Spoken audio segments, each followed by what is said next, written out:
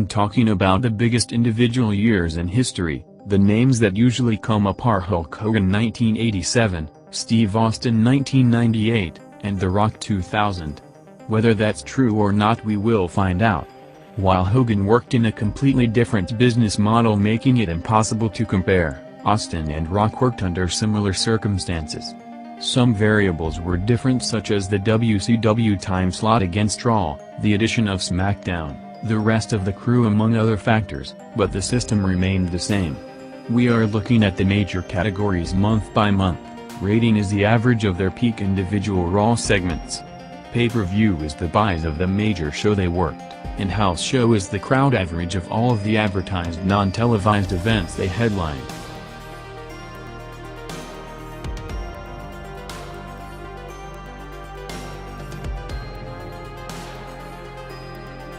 "1998 started with the huge announcement of Mike Tyson signing with the WWF. Tyson, at the time the biggest pay-per-view draw in combat sports history, was promoted to be in the building at the Royal Rumble event, with an angle that would lead to a WrestleMania role in March. Austin won the Rumble and had an all-time memorable confrontation with Tyson the next night on Raw, giving him the biggest exposure of his career, with every major news and sports channel covering it.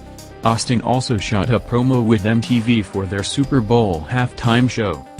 The Rumble pay-per-view built on Austin as the Rumble favorite, a Michaels vs. Taker title casket match, and the Tyson appearance, drew the company's biggest pay-per-view in almost 2 years. The Austin and Tyson segment on January 19 also drew Raw's highest-rated segment in almost 2 years with a 4.7 rating, with the show overall doing Raw's highest-rated episode in Monday Night War's history at the time with a 4. Rock opened the new millennium in his hometown at the New American Airlines Arena. On January 5, Rock's new autobiography, The Rock Says, had one of the biggest openings in book publishing business history, going to #1 at the New York Times bestsellers list in record time. In addition to that, he was named one of the top celeb draws at Mall of America history, drawing more than 8,000 fans for his book signing. The Rumble pay-per-view from the Garden built on Rock as the Rumble favorite, and a Cactus Jack vs. Triple H title match, drew around 600,000 buys. Rock beat the month with a 7.6 rating for his handicap match against DX on January 3.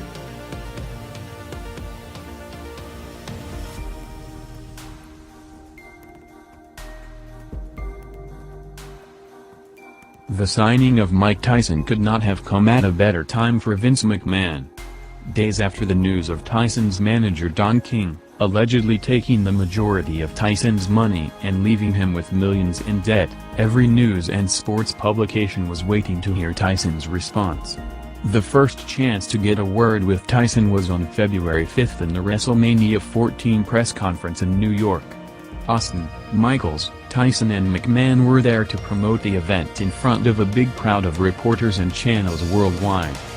Austin worked the No Way Out main event in an 8-man tag with Owen, Foley and Funk against DX and the Outlaws. Michaels was pulled from the show due to his back injury. In February 2000, Fox's WOR-TV ran a big poll asking who the greatest wrestler of all time was. Rock won the voting ahead of Hogan at second and Austin at third. Rock worked the No Way Out pay-per-view against Big Show with the WrestleMania main event on the line, along with Foley's career on the line in a Hell in a Cell, drawing one of the biggest B pay-per-views of all time. Rock's peak rating of the month came on February 7 in a 10-man tag against the debuting Radicals, drawing one of the biggest numbers in history with an 8.1.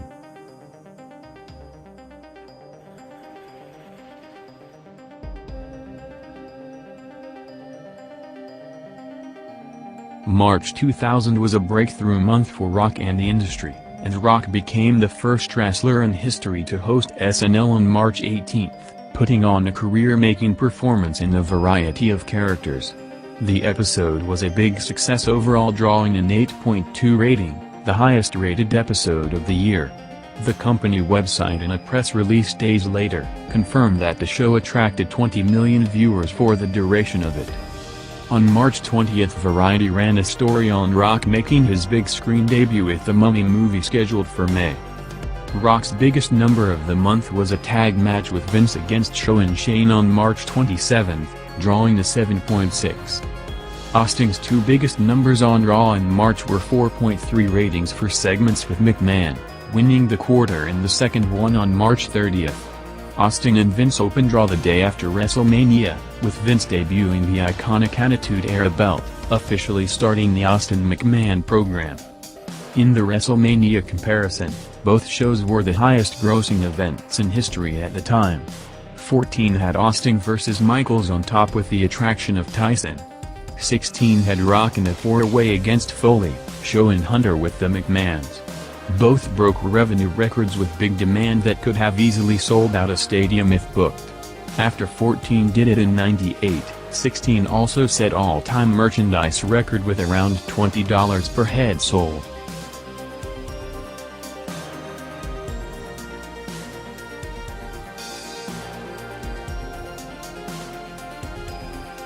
Built around the payoff of Rock's year-long title chase, between April and May 2000, Rock had the biggest individual month in industry history. After WrestleMania 16 drew the highest pay-per-view in history, Backlash 2004, Rock winning the title after over a year, in addition to the return of Austin in Rock's corner, drew the biggest non-WrestleMania pay-per-view of all time. Rock averaged a record of around 8 rating for his segments in the period, with both Raw and SmackDown breaking viewership milestones. Following the record merchandise business at WrestleMania 16, peak business continued with another record-breaking merchandise sales for a show at San Antonio's Freeman Coliseum, drawing over $12.80 per head, which might have been the biggest merchandise figure for a non-pay-per-view event in company history. Rock's biggest number for the month was a tag match with Jericho against Hunter and Benoit, drawing the 8.6 rating. April '98 was the biggest month in Austin's career to date. On April 6, Austin, in a segment with McMahon promoted as the reveal of the new and improved Stone Cold, drew Raw's highest-rated segment in history with a 5.6. A week later, with a show-long angle promoting the first Austin vs. McMahon match, Raw finally beat WCW and ended the 83-week streak, with the Austin McMahon match drawing a Monday Night Wars record 6 rating. The crew then flew to a tour in Germany, which hurt the average house show numbers for the month. Austin vs. Stu Love main evented the Unforgiven pay-per-view, which also featured Undertaker vs. Kane in the first-ever Inferno match. For the first 4 months of the year, Austin worked the house shows and tag matches with Foley against The Nation and DX, and singles matches against Triple H and Rock. In 2000, Rock worked in tag matches with Foley, Ricochet and Kane against DX and Big Show, as well as singles matches with Triple H and Bossman.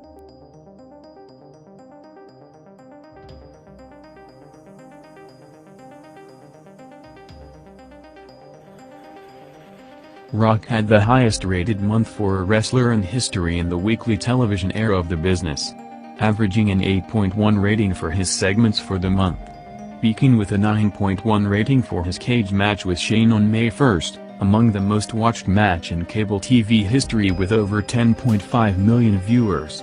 Outside of the May 10, '99 show, which went unopposed all night, Rock's first night after winning the title in over a year led Raw to its highest rating in history with a 7.4 rating. With the start of the Rock vs. Shane match with an 8.3 rating doing the second highest quarter in Raw history, only behind the This Is Your Life segment. Rock was off the Raw and SmackDown shows on May 8 and 9, due to being in England filming his debut role in the movie Mummy Returns. Rock headlined the Judgment Day pay-per-view in a 60-minute Iron Man match against Triple H, with the follow-up segment the day after on Raw with Rock calling out the McMahons, doing an 8.6 rating, also featuring the return of Taker.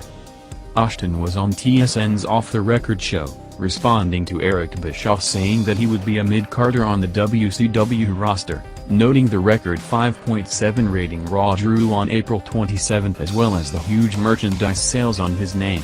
Austin's appearance was the highest-rated episode in show history along with Bret Hart and McMahon earlier in the year. The Austin McMahon program continued with Foley, Patterson, and Briscoe. With WCW preempted, Raw drew its second highest rating in history on May 4th with a 5.5. Austin headlined the Over the Edge pay-per-view against Dude Love, with McMahon, Patterson and Briscoe as special referee, announcer and timekeeper.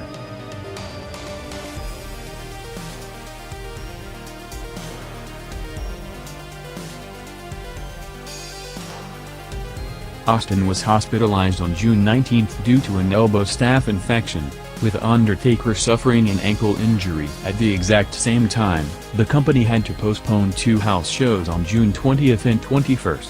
Austin main event did a near all-time record gate at the Garden, and headlined the King of the Ring pay-per-view against Kane in a First Blood match, in addition to Undertaker vs. Mankind Hell in a Cell. A day later on June 29, Raw drew its highest competitive rating in history with a 5.4, headlined by Austin winning the title back after a day, with the final 3 minutes of the Austin vs. Kane rematch drawing an all-time Raw record 6.9 rating. Just weeks after filming his cameo role in The Mummy, Variety reported on June 1 that Rock was in advanced negotiations to star in 2 movies as a lead role, with a fee of around $5 million each. The producers of The Mummy at Universal Studios were reportedly so impressed by Rock's performance to the point that a planned lead role for him with the same character is in the works. The movie is rumored to be called The Scorpion King. Rock headlined the King of the Ring pay-per-view, winning the title in a 6-man tag with Taker and Kane against the McMahons and Triple H. Rock's biggest number of the month was a big 8.04 rating in a match against Kane on June 12. As well as another 8 rating for a 3-way with Hunter and Kurt Angle on June 26. Rock had a string of big house shows for the month, including a record gate at the Garden on June 24. Donald Trump, who was in attendance for the show and got a mixed reaction, then got a big babyface pop when he said that Rock was his favorite wrestler.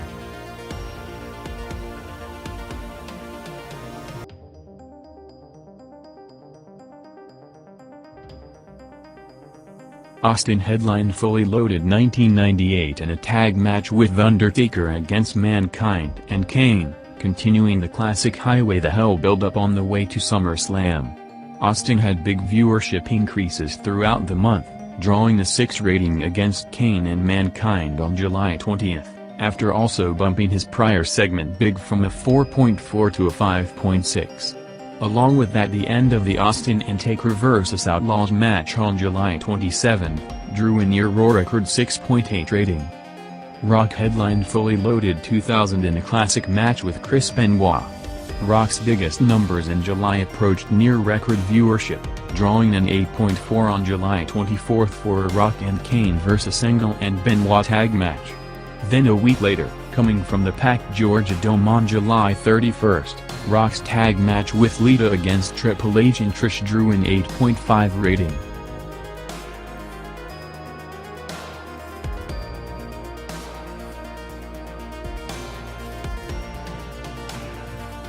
On August 2, 2000, Rock was invited to give a solo speech at the Republican National Convention. The first and only wrestler to do it. Rock was interviewed by all major publications prior to the speech, including the CNN interview later, talking about the content of the WWF product in regards to children, as well as the marketed number of 22 million viewers watching the product on a weekly basis. Rock and rapper Gene lip-synched the It Doesn't Matter song as a taping to air on the 2000 Source Hip Hop Awards. Access Hollywood named Rock as one of the 10 biggest celebrities of 2000. Rock headlined SummerSlam in a 3-way against Kurt Angle and Triple H. Austin headlined SummerSlam 98 against Undertaker, coming from MSG in the payoff for the summer-long build-up for their match. In addition to Rock vs. Triple H ladder match in the payoff of the Nation of DX program. In the hour after the pay-per-view on a Home Shopping Network special, the company did another round of huge merchandise sales, reportedly receiving around 10,000 calls during the show. USA Today did a pro wrestling story with profiles of Austin and Goldberg. Austin had a huge run of house shows in August, headlining against Undertaker and Kane in 3 ways, as well as singles against Mankind. There are conflicting reports regarding the number of buys for the event. The first estimates came out in September, a few weeks after the show, reporting around 520,000 buys. Later reports suggested around 570,000 buys.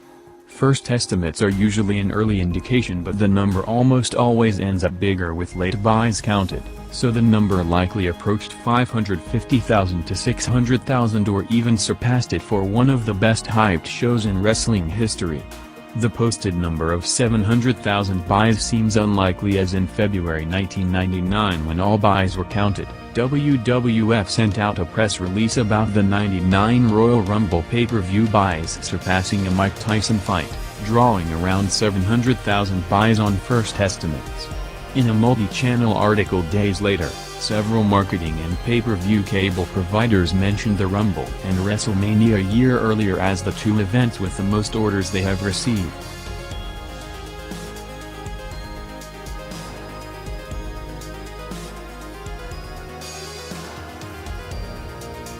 Austin headlined the Breakdown pay-per-view in a three-way against Taker and Kane, also featuring Rock, Foley and Shamrock in a three-way cage match.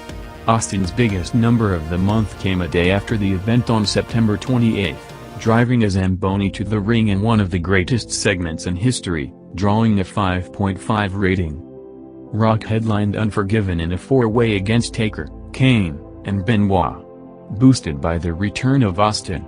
On September 25, Raw officially debuted on TNN, leaving the higher-rated USA Network in a move that hurt numbers from the peak period from the show on.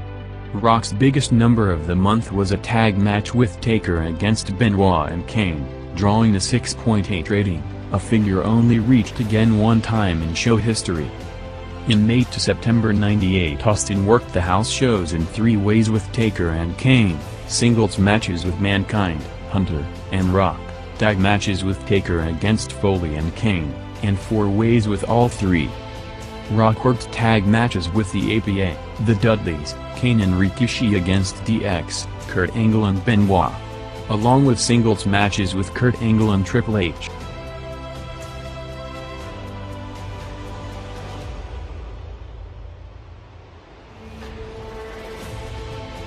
Rock officially signed with Universal Studios to play the lead role in The Scorpion King. The reported contract of around $5.5 million for an actor in his debut role is a Guinness World Record. Vince McMahon, who was getting an executive producer credit for the movie, said that filming would likely start in the spring of next year after the 2001 WrestleMania, as well as saying that he is hopeful that Rock would still have a presence on the television product during it. On October 25, the company held a special event in Times Square celebrating the official entry to the New York Stock Exchange. Rock headlined the No Mercy pay-per-view against Kurt Angle, in addition to Austin vs. Rikishi.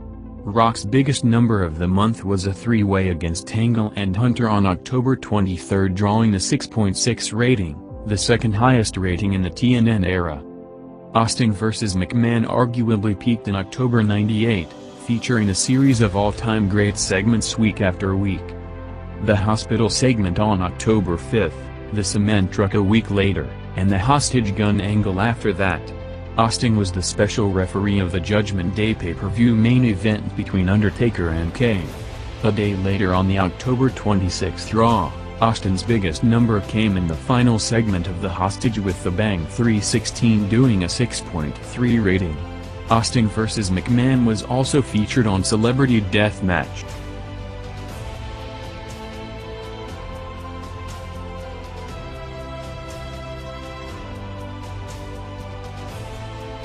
Things went in a different direction in November as WWF entered its peak in November '98, while coming off the move to TNN in 2000 along with heavier competition among other factors. The product's momentum wasn't on the level it was a few months earlier.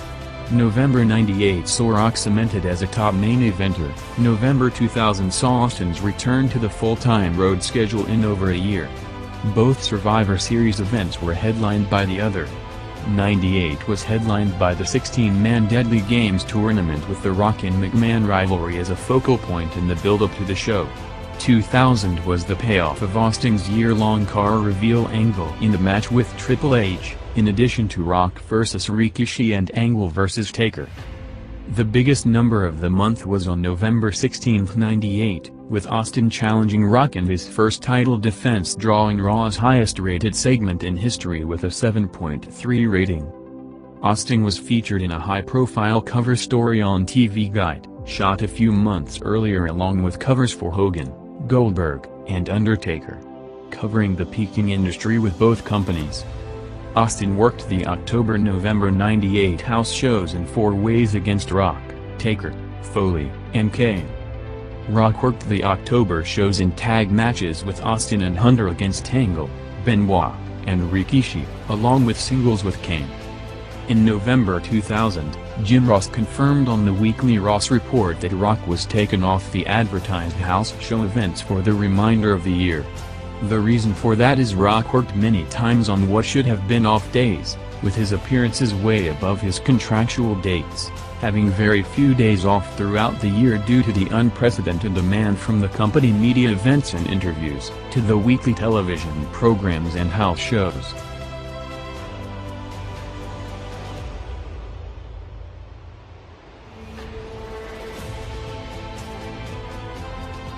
Austin's averages for December were boosted by only being advertised to 2 house shows, both drawing big in the Garden in Chicago, as well as only working 1 Raw show for the month on December 7, drawing a 6.9 rating for his tag match with Mankind against Rock and Taker. Austin ended up not working the house shows and only appearing once on Raw due to a stomach virus. Austin's only other appearance for the month was the Rock Bottom pay-per-view, working against Taker in a Buried Alive match, in addition to Rock vs. Mankind for the title. Austin was featured in a big Rolling Stones article, covering his journey in depth from the start of his career, to become one of the biggest revolutionary stars in history. Talking openly about storylines, match layouts, politics, etc. In addition to that, People magazine named Austin as one of the breakout stars of 1998. Rock worked the Armageddon pay-per-view in a 6-man Hell in a Cell.